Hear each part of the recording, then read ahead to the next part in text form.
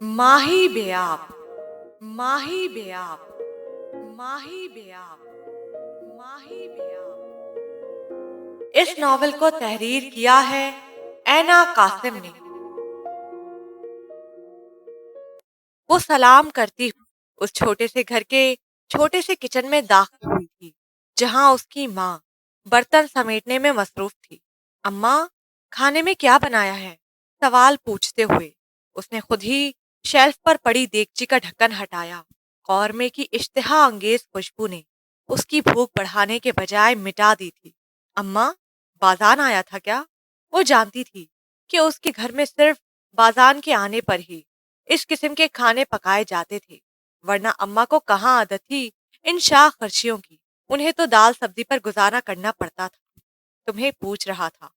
उसकी माँ के चेहरे पर खुशी का अंसर वाजे था। अम्मा, अगर वो दोबारा आए तो ये फजूल खर्ची करने की कोई जरूरत नहीं है। उसने देगची का ढक्कन पटका था। क्यों ना करूं? वो मेरा बेटा है। वो दुपट्टे के पल्लू से हाथ खुश करती उसके सामने आ खड़ी हुई थी। अम्मा, उसने बेटा होने का कौन सा हक अदा किया है? उसकी आवाज कदरे ऊंची हो गई थी। माही, खाना खाना है तो बताओ। मैं बाजान के खिलाफ एक लफ्ज नहीं सुनूंगी। मुझे भूख नहीं है, वो बेदिली से कहते हुए कमरे की तरफ बढ़ गई थी। क्या जिंदगी है! यूनिवर्सिटी से पढ़कर ट्यूशन पढ़ाने चले जाओ, फिर जब घर आओ तो भी सुकून नसीब ना हो। माही ने अपना दुपट्टा और बैग सिंगल बेड पर पटका। कलाई पर बंदी घड़ी में टाइम देखा, जो शाम के 6 बजा रही थी। वो बेड पर मुंह बनाए बैठी थी जब फौजिया उसके लिए ट्रे उठाए कमरे में दाखिल हुई थी। माही, खाना खा लो, वो तुम्हारा भाई है। और देखो, वो तुम्हारे लिए कपड़े भी लेकर आया है। और तो और, उसने पूरे 20,000 रुपए भी दिए हैं। वो अब उसका मूड ठीक करने की कोशिश कर रही थी। अम्मा, आप क्यों नहीं समझती? अगर उसके दिल में जरा भी अपने रिश्तों का एहसास होता तो वो अपने बूढ़े माँ बाप और जवान बहन को इस तरह अकेला ना छोड़ता। और जिन 20,000 की आप बात कर रही हैं ना, वो जो 2-3 माह बाद अपनी शक्ल आकर दिखा जाता है, सिर्फ इसलिए कि वो बता सके कि वो जिंदा है, या फिर ये जानने के लिए कि हम किस हाल में जी रहे हैं। माही, उसने बताया था कि वो बहुत मसरूफ होता है, इस वजह से नहीं आ सकता। वो बेबसी से अपनी माँ को देखती रही। वो किस तरह से बाजान की बातों में आ गई थी। क्या माँ बाप की यही हैसियत होती है कि जब औलाद पढ़ लिख कर अपने पैरों पर खड़ी हो जाए तो वो उनका सहारा बनने के बजाय उन्हें छोड़कर चली जाए? ये माँ बाप की कितनी बड़ी बदकिस्मती होती है कि वो अपनी ही औलाद के हाथों इस तरह से जलील होते हैं। काश कि वो समझ सकती, वो जो एक ही शहर में होने के बावजूद उनसे मिलने नहीं आ सकता था, सिर्फ इस वजह से कि उनका छोटा सा घर उसकी शयान शान ना था, सिर्फ इस वजह से कि उनके उस छोटे से मोहल्ले में उसकी गाड़ी की तौहीन होती थी। बाजान वो दिन कैसे भूल गया जब उसके बाप ने मेहनत करके इंजीनियर बनाया था? उसे क्या सिर्फ इस दिन के लिए इतना पढ़ा किया था? सुबह सवेरे ही फैसलाबाद की सड़कों पर रश बढ़ गया था। हर कोई अपनी अपनी मंजिल की तरफ गामजन था। कुछ लोग ऐसे भी थे जो अभी तक बिस्तर संभाले हुए थे, जबकि कुछ लोग नाश्ता करने में मसरूफ थे। वो चारों डाइनिंग टेबल पर बैठे नाश्ता कर रहे थे। मौरज, आज तुम्हारे 6 सेमेस्टर का रिजल्ट है ना? आयमा ने सामने बैठे अपने हैंडसम से बेटे से पूछा था, जिस पर उसने जूस का घूंट लेते हुए बस इस बात में गर्दन हिलाना ही मुनासिब समझा था। तो फिर इस मर्तबा क्या एक्सपेक्ट कर रहे हो? सरबराही कुर्सी पर विराजमान अस्पंदयार के इस सवाल पर मौरिज गिलास मेज पर रखते हुए मुस्कुरा दिया था। बड़े अब्बू, अस्पंदयार उसके ताया थे, लेकिन वो खुद को बड़े अब्बू कहलवाना पसंद करते थे। मौरिज हमेशा से ही सबसे बुलंद रहा था, बिल्कुल अपने नाम की तरह। यूनिवर्सिटी का सबसे ज़हीन तरीन स्टूडेंट हूं मैं। स्टूडेंट की लिस्ट में सबसे ऊपर मेरा नाम होता है। और यकीनन इस दफा भी हमेशा की तरह मौरिज बेग का नाम टॉप पर होगा। Best of luck. साथ ही विराजमान रमीजा ने अपने भाई से कहा था, बड़े अब्बू, इस दफा मुझे स्पोर्ट्स कार चाहिए, लेकिन अभी तो पिछले माह तुमने नई गाड़ी ली थी। मौरिज, इतनी जल्दी? अस्फंदियार ने आयमा की बात काट दी। अगर मौरिज को नई गाड़ी चाहिए तो उसे जरूर मिलेगी। वो रमीजा और मौरिज से बहुत मोहब्बत करते थे। छोटे भाई की वफात के बाद उन्होंने उनकी परवरिश औलाद की तरह की। थैंक्स। वो मेज से चाबियां गॉगल्स उठाता कुर्सी धकेलता हुआ खड़ा हो गया। अस्सलामुअलैकुम अभी। माही व्हीलचेयर पर बैठे उस कमजोर वजूद के सामने आकर बैठ गई थी। उस छोटे से कमरे की दीवारों पर जरार की जवानी की तस्वीरें आवेजा थी। وہ جوانی میں بہت خوبرو ہوا کرتے تھے۔ ایک حادثے کے دوران ان کی دونوں ٹانگیں چلی گئی تھی۔ پھر دل کے مرض کی وجہ سے بھی وہ کمزور ہو گئے تھے، لیکن انہوں نے اپنی دونوں اولادوں کی تعلیم پر کبھی کمپرومائز نہیں کیا تھا۔ بازان آج انجینئر کے عہدے پر فائز ایک کامیاب انسان تھے۔ صرف کامیاب انسان ہی تھا، کامیاب اولاد ہونے کا شرف صرف ماہی کو حاصل تھا۔ وہ اپنی تعلیم جاری رکھے ہوئے تھی۔ اسے ماہر معاشیات بننا تھا۔ اسے اپنے پیروں پر کھڑے ہو کر اپنے بوڑھے ماں باپ کا سہارا بننا تھا۔ اسے اپنے باپ کا علاج کروانا تھا۔ میرے بیٹے کی یونیورسٹی کیسی جا رہی ہے؟ چہرے پر مسکراہٹ سجائے وہ بولے تھے۔ ابھی ماحول نیا ہے، لیکن انشاءاللہ بہت جلد ایڈجسٹ کر لوں گی۔ ماہی ناشتہ کر لو۔ فوزیہ نے ٹرے لا کر اس کے سامنے رکھ دی تھی۔ اماں مجھے دیر ہو جائے گی، اور پھر آپ تو جانتی ہیں کہ یہاں ہر جگہ پر بسوں کے دھکے کھانے پڑتے ہیں، پھر کہیں جا کر ہم جیسے انسان اپنی مطلوبہ جگہ پہنچتے ہیں۔ ماہی ناشتہ کیے بغیر کیسے دن گزارو گی؟ اماں میری پیاری اماں۔ اس نے اپنی ماں کو کاندھوں سے پکڑ کر اپنے ساتھ لگا لیا تھا۔ ابھی آپ کی بیٹی میں بہت ہمت ہے، آپ کو پریشان ہونے کی ضرورت نہیں۔ بس آپ میرے لیے دعا کیجیے گا کہ آج میرا رزلٹ ہے، اللہ مجھے کامیابی عطا کرے تاکہ میں آپ دونوں کا سہارا بن سکوں۔ ابھی آپ بھی میرے لیے خاص دعا کیجیے گا، آپ کی دعاؤں میں بہت اثر ہے۔ اس نے آگے بڑھ کر اپنے باپ کا ہاتھ چوما۔ میری ساری دعائیں میری بیٹی کے لیے ہی تو ہیں۔ انہوں نے ماہی کے سر پر شفقت سے ہاتھ پھیرا تھا۔ انشاءاللہ ہمیشہ کی طرح میری بیٹی میرا سر فخر سے بلند کرے گی، آمین۔ ماہی اپنا بیگ سنبھالتی باہر نکل گئی۔ زرار بس آ بھرتے اسے جاتا دیکھتے رہ گئے۔ کتنی محنت کرتی تھی وہ، پہلے خود پڑھنا، پھر پڑھانے جانا، پھر واپس آ کر راتوں کو جاگ کر دوبارہ پڑھنا۔ وہ جانتے تھے کہ ماہی اتنی محنت صرف اور صرف ان دونوں کے لیے کر رہی تھی۔ انہیں اپنی بیٹی پر فخر تھا۔ لوگ تو بیٹوں کو مانگا کرتے ہیں، لیکن جن کے پاس ماہی جیسی بیٹیاں ہوں انہیں بازان جیسے بیٹوں کی خواہش نہیں رہتی۔ اس کی مہنگی گاڑی ایشیا کی سب سے بڑی یونیورسٹی کے مین گیٹ سے اندر داخل ہوئی۔ ہائے، ٹائٹ کے ساتھ شرٹ پہنے، سنہری بالوں کو کھلا چھوڑے، وہ لڑکی ہاتھ ہلاتے اس کی طرف آ رہی تھی، جسے دیکھ کر مورج مسکرا دیا تھا۔ ہم تمہارا ہی انتظار کر رہے تھے۔ عنایتا اس کے قریب آ کھڑی ہوئی۔ مورج نے مسکراتے ہوئے اندر کی طرف قدم بڑھا دیے تھے۔ اریب اور عنایتا نے بھی اس کی پیروی کی تھی۔ وہ تینوں یونیورسٹی کے بہترین دوست مانے اور جانے جاتے تھے۔ وہ اسٹوڈنٹس کے درمیان سے راستہ بناتے نوٹس بورڈ کے سامنے کھڑے تھے، جہاں ان کے اعمال ناموں کی لسٹیں لگی تھیں۔ اسٹوڈنٹس اپنے نام ڈھونڈنے میں مصروف دکھائی دیتے تھے۔ مورج کی نظریں پہلے نام پر پڑی تھی۔ اسے اپنے نام کی جگہ کا علم تھا، لیکن آج وہاں اس کی مخصوص جگہ پر کسی اور کا نام تھا، جسے دیکھ کر اس کے چہرے کا تاثر بدلا تھا۔ یہ کون ہے؟ ماہی زرار۔ عنایتا نے حیرانی سے لسٹ پر لکھا پہلا نام دہرایا تھا۔ وہاں موجود ہر طالب علم جانتا تھا کہ پہلا نام مورج کا ہی ہوا کرتا تھا، لیکن آج اس لسٹ میں تبدیلی آئی ہوئی تھی۔ یار، یہ تو وہی لڑکی ہے جس کا ٹرانسفر مری سے یہاں ہوا تھا۔ اس نے 5th سیمسٹر کے پیپرز یہاں آ کر دیے تھے۔ شاید تم دونوں نے اسے ابھی تک دیکھا نہ ہو۔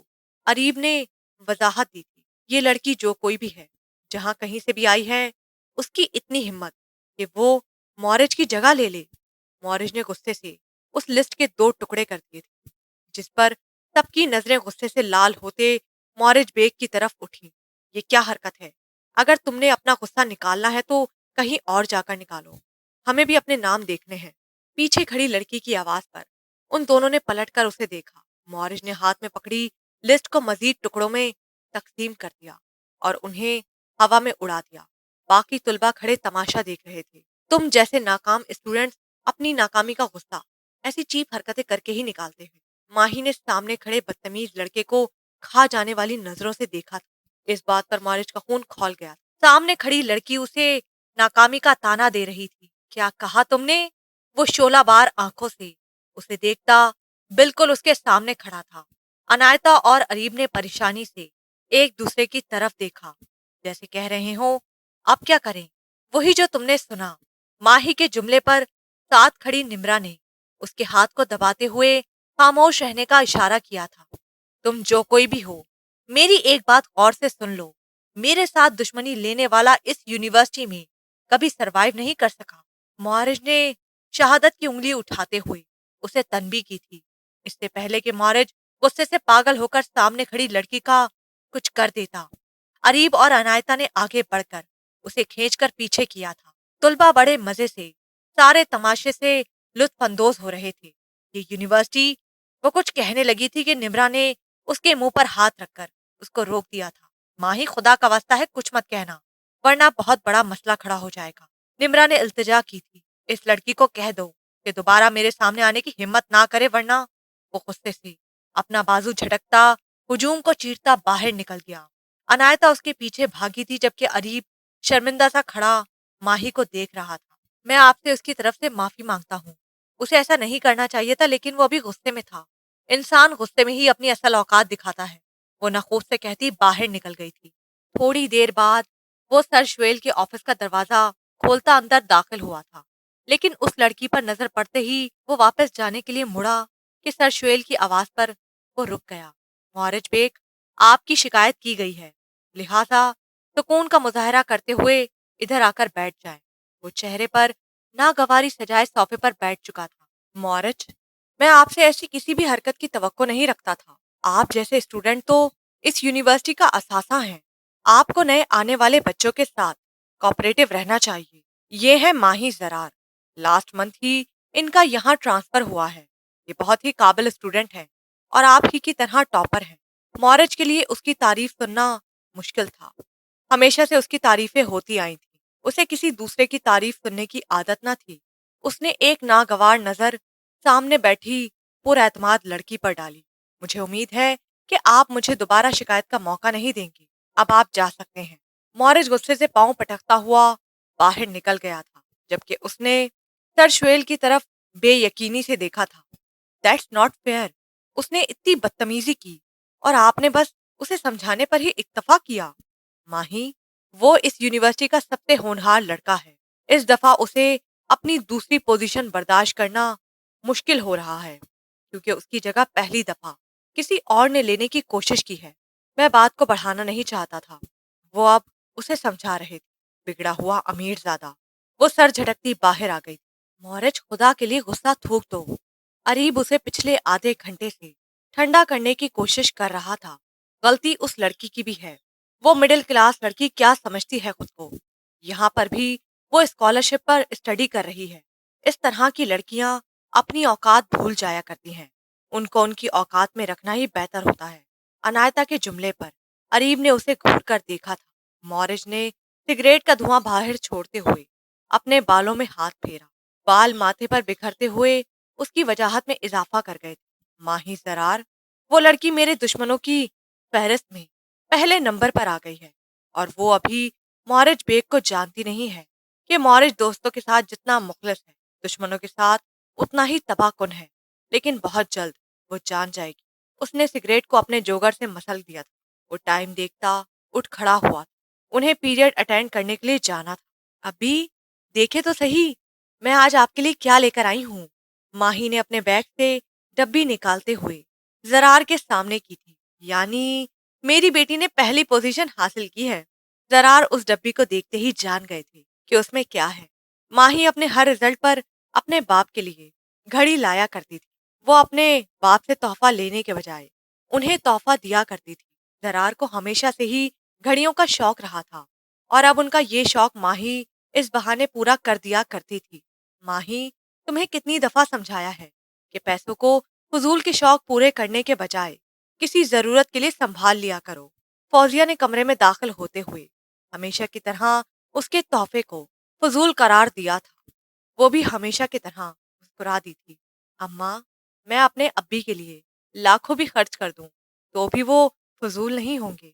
आज बाजान का फोन आया था, कल वो आएगा और तुम्हारे अब्बा को चेकअप के लिए लेकर जाएगा। माँ ही माँ के अल्फाज पर हैरान हुई। इस मर्तबा उसे कैसे ख्याल आ गया कि उसका बाप दिल का मरीज है और हर 2 हफ्ते बाद उसको चेकअप के लिए अस्पताल लेकर जाया जाता है। माँ ही, वो हमारा खून है, हमारी औलाद है। मैं हरगिज बर्दाश्त नहीं करूंगी कि तुम इस तरह उस पर तंज करो। फौजिया बरहम हुई थी। अम्मा, क्या मैं आपकी औलाद नहीं हूँ? आप हमेशा से उसे ही डिफेंड करती आई हैं। मैं ये नहीं कहती कि आप उसे मोहब्बत करना छोड़ दें। मैं सिर्फ ये चाहती हूँ कि आप उसे ये एहसास दिलाएं कि हमें भी उसकी जरूरत है। उसे ये नजर नहीं आता कि उसका बाप किस हाल में है। क्या मुझे اپنے بھائی کی ضرورت نہیں ہے؟ کیا مجھے اپنے بھائی سے محبت نہیں ہے؟ آپ جانتی ہیں وہ ہمیشہ سے میری غیر موجودگی میں ہی گھر آیا ہے اور مجھ سے ملے بغیر چلا جاتا ہے۔ اس وقت کیا مجھے تکلیف نہیں ہوتی ہوگی؟ میں اس گھر کا خرچ کیسے پورا کرتی ہوں یہ صرف میں جانتی ہوں۔ ابی کی پینشن تو ان کے علاج پر لگ جاتی ہے۔ بازان جو 3 مہینے بعد 20,000 خیرات کر دیتا ہے، اس سے گھر کا گزارا بڑی مشکل سے ہوتا ہے۔ مجھے اپنی ضروریات پوری کرنے کے لیے ٹیوشن پڑھانا پڑتا ہے۔ اکثر اوقات مجھ پر ایسے دن بھی آتے ہیں کہ میرے پاس بس کرائے کے لیے بھی پیسے نہیں ہوتے۔ میرا بھائی مہنگی گاڑی میں آتا جاتا ہے، وہ لگژری اپارٹمنٹ میں رہتا ہے، اسے زندگی کی ہر آسائش و سہولت مہیا ہے۔ میں اسے کچھ بھی نہیں مانگتی، مجھے صرف وہ محبت چاہیے جو ایک بھائی بہن سے کرتا ہے۔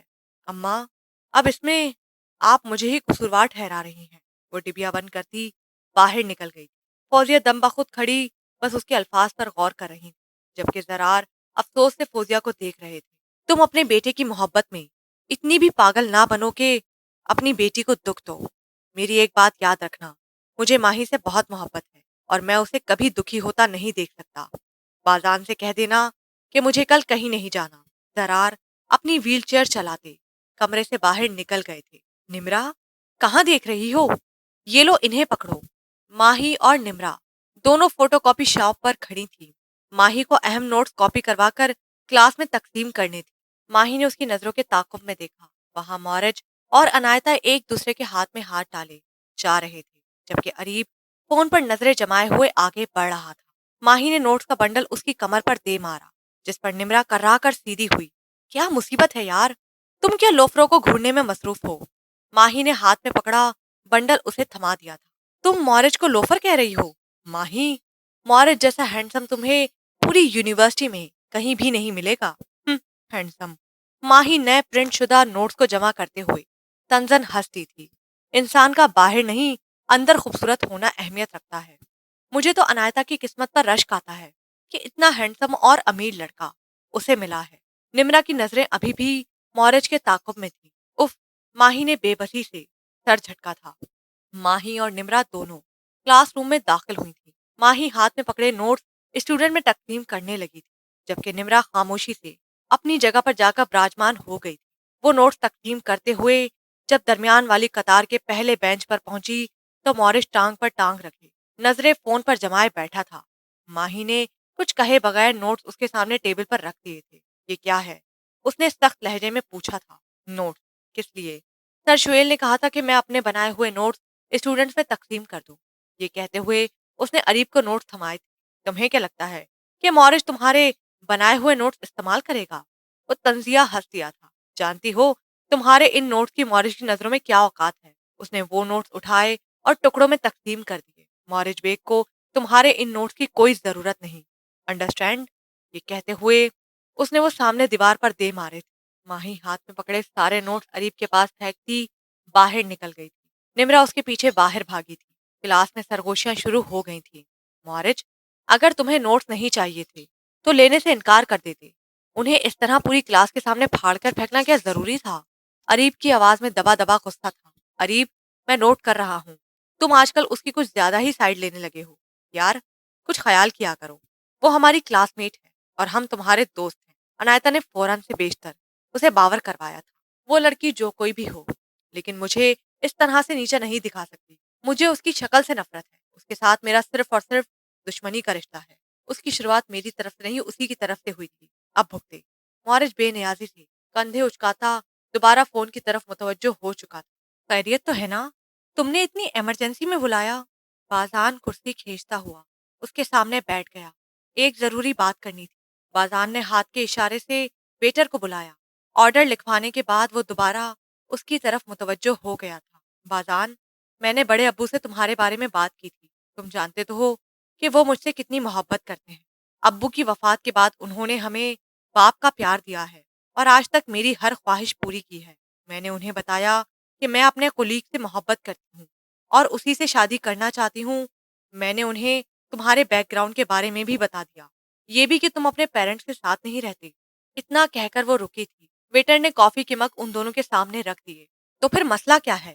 وہ جاننے کے لیے بے چین تھا۔ بہت بڑا مسئلہ ہے جو ہماری شادی کو ناممکن بھی بنا سکتا ہے۔ रमीज़ा की बात ने उनको तशवीश में डाल दिया था। बाज़ान, हमारे यहाँ वट्टे सट्टे का रिवाज है। जहाँ बेटी दी जाती है, वहीं से बेटी ली भी जाती है। ये सुनकर बाज़ान को सांप सूंघ गया था। ये खबर उसके लिए धमाके से कम ना थी। खामोश क्यों हो गए हो बाज़ान? कुछ तो कहो। रमीज़ा ने बाज़ान के हाथ पर हाथ रखा था। ये क्या बकवास है?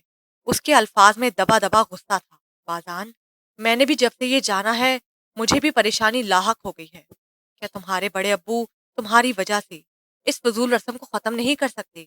जानते हो, मेरी सिर्फ एक ही पुप्पो थी। उनके प्यार की खातिर बड़े अब्बू ने अपनी मोहब्बत की कुर्बानी देकर पुप्पो की नन से शादी की थी। अगर वो इस रिवाज की खातिर अपनी मोहब्बत तक की कुर्बानी दे सकते हैं, तो फिर मैं किस खाते में आती हूँ? वो बेशक मेरी हर ख्वाहिश पूरी करते हैं, लेकिन वो अपने उसूलों के भी बड़े पक्के हैं। बाजान इस्तराब किसी कैफियत में बालों में हाथ फेरने लगा था। क्या तुम्हारे वालदैन अपनी बेटी का रिश्ता दे देंगे? बाजान सोच में पड़ गया था। रमीजा ने बात ही कुछ ऐसी की थी। अपने माँ बाप और बहन को राजी करना मेरी जिम्मेदारी है। तुम बताओ, क्या तुम्हारा भाई राजी हो जाएगा? फिलहाल मैं कुछ कह नहीं सकती, लेकिन मुझे उम्मीद है कि बड़े अब्बू उसे मना लेंगे। तुम्हारे भाई को मैं जानता हूँ, वो एक नंबर का जिद्दी और अनापरस्त है। वो कैसे मेरी सीधी सादी बहन से निकाह करेगा? बाजान, बस तुम अच्छी उम्मीद रखो।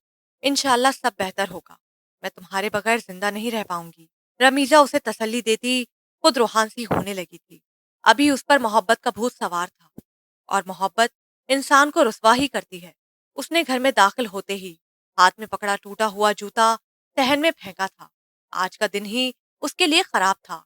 वो पथरीले सहन पर नंगे पांव चलती अब्बी के कमरे में दाखिल हुई, लेकिन सामने बाजान को बैठा देखकर उसे वाज़े हैरत हुई थी। मालूम नहीं आज वो कितने सालों बाद अपने भाई को देख रही थी। बाजान 13 साल का था जब अब्बी ने उसे आला तालीम के लिए बोर्डिंग स्कूल में दाखिल करवा दिया था। बाजान ने इंजीनियरिंग की पढ़ाई शहर से बाहर ही की थी।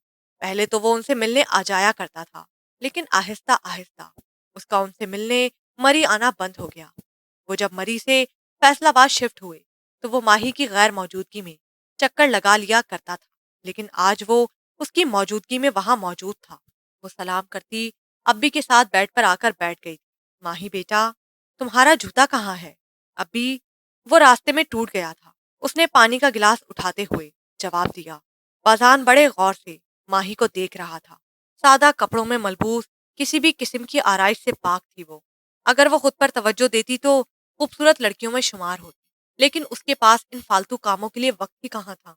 क्या तुम नंगे पांव चलकर आ रही हो? बाजान के सवाल पर माही फीका सा मुस्कुरा दी। मुझे अब इस सब की आदत हो चुकी है। वैसे तुम्हें यहाँ देखकर हैरत हो रही है कि आज तुम मेरे आने से पहले नहीं गए। लहजे में तंज था या शिकवा, वो समझ ना सका। माही, बाजार उसके सामने आकर बैठ गया। मैं जानता हूँ कि मैंने तुम लोगों के साथ बहुत बुरा सलूक किया है, लेकिन अब मैं अपने किए पर शर्मिंदा हूँ। मैं अब अपना हर रिश्ता निभाना चाहता हूँ। मेरी बहन, तुम मुझे माफ कर दो। माही दम सादे बाजान को देखती रही। वो कुछ देर पहले की बेजारी भूल चुकी थी।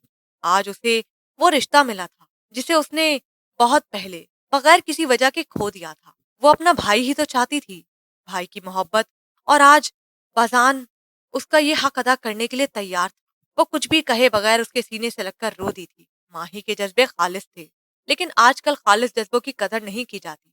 अब्बी की आंखों में भी नमी थी। जबकि ट्रे थामे अंदर आती फौजिया दरवाजे में ही खड़ी रह गई। आज पहली दफा उन्हें अपने खानदान का एहसास हुआ था। मुकम्मल खानदान। बाजान उसे शॉपिंग करवाने ले गया था। आज पहली दफा उसने अपने भाई के पैसों से महंगी शॉपिंग की थी। उन्होंने अच्छे होटल में खाना भी खाया था। जब वो घर आई तो बहुत खुश थी। जरार उसे खुश देखकर ही खुश हो गए थे। आज अरसे बाद उन्होंने माही को खुश देखा था, वरना माही की रूटीन उसे जहनी और जिस्मानी दोनों तरह से थका देने वाली थी। माही, तुम्हें अब जॉब करने की कोई जरूरत नहीं है। तुम्हारा खर्चा उठाने के लिए तुम्हारा भाई मौजूद है। लेकिन मैं ऐसे कैसे? मैंने कह दिया है ना। और हाँ, ये बसों के धक्के खाने की भी कोई जरूरत नहीं। तुम्हें पिक एंड ड्रॉप करने के लिए मैं मौजूद हूँ। अल्लाह तुम्हें इतना ही खुश रखे मेरे बेटे, तुम्हें बेहतरीन अजर दे, तुम्हें कामयाबियों से नवाजे। फौजिया ने बाजान का माथा चूमते हुए दुआ दी। माही बड़े जोश से जरार को खरीदी हुई चीजें दिखाने में मसरूफ थी, लेकिन आज जरार ने एक बात महसूस की थी कि फौजिया ने आज तक ماہی کی اتنی محنت اور ذمہ داریاں نبھانے پر کبھی اسے اس طریقے سے نہ دعا دی تھی اور نہ ہی ہمت بندھائی تھی۔ وہ تو ہمیشہ سے ہی ماہی کے سامنے بازان کے قصے کھولے بیٹھی ہوتی تھی۔ ماہی کبھی کبھار تو اکتا جاتی تھی، لیکن پھر ماں سے ناراض ہونے پر انہیں منا بھی لیا کرتی تھی۔ وہ رشتوں کے معاملے میں ہمیشہ سے ہی حساس رہتی تھی۔ زرار نے ماہی کو خوش دیکھ کر دل ہی دل میں دعا دی کہ اسے بھی اس کے رشتوں سے اتنی ہی محبت ملے جتنی کہ وہ ان کے لیے اپنے دل میں رکھتی ہے۔ اب ہر روز کی مشکل روٹین سے اسے آزادی نصیب ہوئی تھی۔ بازان اس کی ہر بات کا خاص خیال رکھتا تھا، اسے پک اینڈ ڈراپ کرتا تھا، اس کے ساتھ بیٹھ کر وقت گزارنا اسے یہ سب اچھا محسوس ہوتا تھا۔ ماہی کی زندگی میں جو کمی تھی، جو کسک تھی، وہ ختم ہو گئی تھی۔ تمہاری اسٹڈی کیسی جا رہی ہے؟ بازان گاڑی ڈرائیو کر رہا تھا۔ الحمدللہ بہت اچھی جا رہی ہے، اب تو میرے پاس ریسٹ کرنے کا ٹائم بھی نہیں ہوتا، اور تم دیکھنا ایک دن تمہاری بہن اس ملک کی سب سے بہترین، سب سے ماہر معاشیات بن جائے گی۔ تعلیم حاصل کر کے کچھ بننا اس کا جنون تھا۔ گڈ۔ بازان نے مسکراتے ہوئے اسبات میں گردن ہلا دی۔ بازان ایک بات پوچھوں؟ اس کے سوال پر بازان نے صرف اسبات میں گردن ہلانے پر اکتفا کیا تھا۔ تم اب سے پہلے مجھے اگنور کیوں کرتے آئے ہو؟ اس کے سوال پر بازان نے ایک نظر ساتھ بیٹھی اپنی معصوم بہن کو دیکھا۔ گاڑی یونیورسٹی کے مین گیٹ سے اندر داخل ہو چکی تھی۔ تم بس ان باتوں کو بھول جاؤ، ویسے بھی برا وقت جتنی جلدی بھلا دیا جائے اتنا ہی اچھا ہوتا ہے، ورنہ وہ انسان کی تکلیف میں اضافہ ہی کرتا ہے۔ یہ کہتے ہوئے بازان کو وہ دن یاد آیا تھا جب وہ 13 سال کا تھا اور ماہی 9 سال کی تھی۔ وہ دونوں چھت پر کھیل رہے تھے کہ اچانک ہی بازان نے شرارت میں ماہی کو ہلکا سا دھکا دیا تھا۔ وہ اپنا توازن برقرار نہ رکھتے ہوئے بری طرح سے نیچے گری تھی اور بے ہوش ہو گئی تھی۔ اس دن زرار نے بازان کے منہ پر زوردار تھپڑ لگائے تھے۔ اس کی کوئی بات سنے بغیر اسے مری سے فیصلہ باد پڑھنے کے لیے بھجوا دیا تھا، لیکن آج بھی بازان کو وہ دن یاد تھا، اور پھر اس کے بعد اس کی وہ تکلیف ضد، انا، خود غرضی میں بدل گئی۔ اپنا خیال رکھنا، یہ کہتے ہوئے وہ گاڑی روک چکا تھا۔ ماہی مسکراتے ہوئے باہر نکل آئی تھی۔ بازان، I have a good news. وہ مسکراتے ہوئے آفس میں داخل ہوئی تھی۔ بازان جو ٹیبل پر پڑے نقشوں پر جھکا پینسل سے نشان لگانے میں مصروف تھا، رمیزہ کی اچانک آمد پر بوکھلا گیا۔ خدا کا شکر کہ تمہاری طرف سے بھی کوئی اچھی خبر سننے کو ملی۔ وہ کام چھوڑ کر اس کے ساتھ صوفے پر آ کر بیٹھ گیا۔ بازان، فائنلی میں موم کو راضی کرنے میں کامیاب ہو گئی۔ یہ بہت مشکل تھا۔ تم میری موم کو نہیں جانتے، اور تم یہ بھی نہیں جانتے کہ پورے 2 ماہ لگا کر میں نے انہیں کنونس کیا ہے ہماری شادی کے لیے۔ وہ بہت خوش لگ رہی تھی۔ رمیزہ میں شخص کو راضی کرنے کے علاوہ تم پوری دنیا کو بھی راضی کر لو گی تو کوئی فائدہ نہیں ہوگا۔ بازان کو اتنی خوشی نہیں ہوئی تھی۔ ماں کو راضی کرنا تو بازان کے بائیں ہاتھ کا کھیل تھا کہ اس کی ماں اور رمیزہ کی ماں میں زمین آسمان کا فرق تھا۔ بے وقوف، مورج کو راضی کرنا موم کی ذمہ داری ہے، اور مجھے 100% یقین ہے کہ وہ مورج کو ضرور راضی کر لیں گی۔ تم بتاؤ، تمہاری طرف کے نتائج کیا ہیں؟ تم میری فیملی کی فکر کرنا چھوڑ دو۔ ان تینوں کو اس پر کسی قسم کا کوئی اعتراض نہیں ہوگا۔ وہ کہتا ہوا دوبارہ ٹیبل کے سامنے کھڑا ہوا تھا۔ واہ، تمہاری فیملی تو آسان کیس ہے۔ آسان کچھ بھی نہیں ہوتا، آسان بنایا جاتا ہے ڈیئر۔ ہمیں صرف دوسرے شخص کو وہ دکھانا ہوتا ہے جو وہ دیکھنا چاہتا ہے۔ وہ دوبارہ کام میں مصروف ہو چکا تھا، جبکہ رمیزہ بازان کی بات سمجھنے کی کوشش کر رہی تھی۔ وہ درمیان والی قطار کی پہلی نشست پر بیٹھی ہونٹوں میں بال پین دبائے ناک کی سیدھ میں دیکھ رہی تھی۔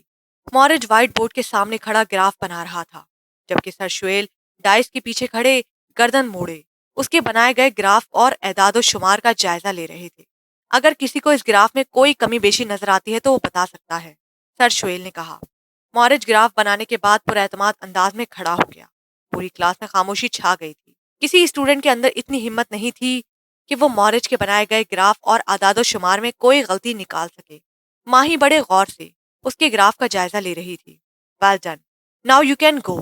سر شویل نے مورج کو داد دی تھی۔ سر، اس گراف کے کچھ فگر صحیح نہیں ہیں۔ مورج واپس مڑ کر مارکر ٹیبل پر رکھ رہا تھا کہ ماہی کے کہنے پر چونکا۔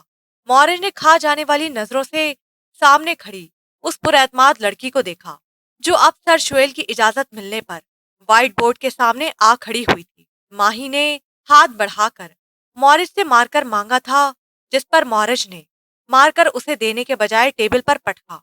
اب وہ سینے پر ہاتھ باندھے ماہی کو دیکھ رہا تھا، جو اس کے بنائے گئے گراف میں غلطی کی نشاندہی کرتے ہوئے اسے درست کر رہی تھی، جبکہ پوری کلاس اس لڑکی کو पुरसताइश नजरों से देख रही थी।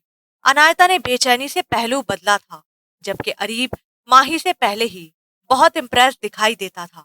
आज तो वो उसकी काबिलियत का कायल हो गया था। माही अब मारकर टेबल पर रख चुकी थी। माही, मैं सिर्फ आपसे ही ये एक्सपेक्ट कर सकता था कि आप ही ये गलती निकाल सकती हैं, और मुझे तवक्को है कि आप एक दिन बहुत कामयाब होंगी। सर शुएल तारीफ किए बगैर ना रह सके थे, जबकि मौरज दांत पीसते बड़े हौसले से ये सब सुन रहा था। आज फिर हमेशा की तरह उस लड़की ने उसे नीचा दिखाया था। अगर उस दिन नोट्स फाड़ने के बजाय इस्तेमाल कर लेते तो आज ये मामूली गलती ना करते। माही ने मौरज के करीब से गुजरते हुए तंज किया था, जिस पर मौरज ने अपना पांव उसके सामने किया था। माही जो अपने ध्यान में आगे बढ़ रही थी, उसके पांव से ठोकर लगने पर अपना तवाजुन बरकरार नहीं रख सकी थी। वो मुंह के बल आगे गिरने लगी थी कि मौरज ने उसकी कलाई पकड़कर उसे पूरी क्लास के सामने उसका हाथ थाम लिया था, जिस पर पूरी क्लास के मुंह से बेवक्त ओ निकला था। कहीं पीछे से सीटी की आवाज भी क्लास में गूंजी थी। सबकी तरह सर शोएल भी इस अचानक मंजर को समझने की कोशिश कर रहे थे।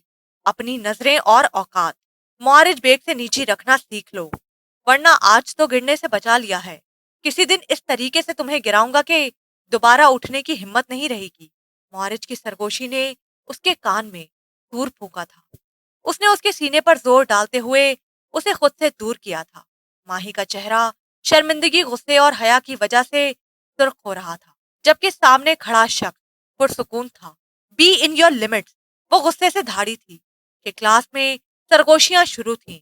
वो अचानक ही दब गई थी। माही का बस नहीं चल रहा था कि वो मौरिज को थप्पड़ रसीद कर दे।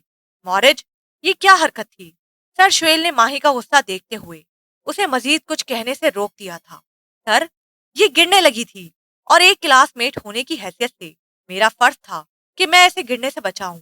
जवाब फौरन से पहले आया था। माही कुछ भी कहे बगैर अपनी किताबें उठाती, पांव पटकती बाहर निकल गई थी। ये क्या था मौरिज बेग? उसके बैठते ही अनाता ने सवाल कर डाला। तुम क्यों जेलस हो रही हो डियर? तुम्हें पूरी क्लास के सामने ऐसी हरकत करने की क्या जरूरत थी? अरीब के अल्फाज में दबा दबा गुस्सा था। अगर वो पूरी क्लास के सामने मेरी बेइज्जती कर सकती है तो फिर मैं क्यों नहीं? वो कहते हुए अपनी किताब की तरफ मुतवज्जो हो गया था। वो किसी बादशाह की तरह अपने हर गलत काम से बेनियाज दिखाई देता था। थैंक गॉड कि आज आखिरी पेपर था। माही गाड़ी का दरवाजा खोलते हुए अंदर बैठी तो बाजान मुस्कुरा दिया था। मैं तो समझता था कि तुम पढ़ाई से कभी उकता ही नहीं सकती। मैं पढ़ाई से कभी बेजार नहीं हो सकती। बस 3 घंटे एक जगह पर बैठे रहने की वजह से उकताहट हो जाती है। तो फिर आज इसी खुशी में बाहर डिनर करते हैं। गाड़ी यूनिवर्सिटी से बाहर निकल चुकी थी। आज तो मैं रेस्ट करूंगी, फिर कभी। बाजान ने उसकी बात काट दी थी। आज रात को तैयार रहना, बस हम सब बाहर फैमिली डिनर करने चलेंगे। माही बस मुस्कुरा कर रह गई थी। सब कितना अच्छा हो चुका था, जिसकी उसने हमेशा से ही ख्वाहिश की थी। अभी अभी वो खुशी से जरार को पुकारती कमरे में दाखिल हुई थी। जरार सहन से ही उसकी पुकार सुनकर बेचैन से हो गए थे। क्या हुआ माही? फौजिया जो कपड़ों को तय कर रही थी, माही के जोश पर पूछे बगैर ना रह सकी। बताती हूँ अम्मा। वो जरार के पास आकर बैठ गई थी, जबकि फौजिया बाहर से आते बाजान की तरफ मुतवज्जो हो गई। आपकी लाडली की हमेशा की तरह पहली पोजीशन आई है। बाजान ने माही के सरप्राइज पर पानी फेर दिया था, जिस पर उसने खफगी से उसकी तरफ देखा। आज भी माही जरार के लिए घड़ी लेकर आई थी, लेकिन इस दफा की घड़ी जरा कीमती थी और फौजिया ने आज हस्बे तवक्को कुछ भी नहीं कहा था। अभी मेरा बस लास्ट सेमेस्टर रह गया है, फिर मुझे एमफिल करना है, फिर पीएचडी। अभी वो शायद मजीद कुछ कहती कि बाजान ने खफगी से उसे टोक दिया। और शादी कहाँ गई? बाजान बिल्कुल ठीक कह रहा है माही। इतना पढ़ने की कोई जरूरत नहीं है। अपनी तालीम मुकम्मल करो, फिर तुम्हारी शादी कर देंगे। फौजिया ने हमेशा की तरह बाजान की हिमायत की थी। लेकिन मेरी पढ़ाई, वो तुम शादी के बाद जारी रखना। देखना, मैं अपनी बहन के लिए शहर का सबसे हैंडसम और अमीर लड़का ढूंढूंगा। खैर, इन बातों को छोड़ो, ये बताओ हमें ट्रीट कब दे रही हो? जब तुम मुझे गिफ्ट दोगे। जरार माही की बात पर हंस दिए थे। वो अपने खानदान के मुकम्मल होने पर अपनी बीमारी और माजूरी को भूल गए थे।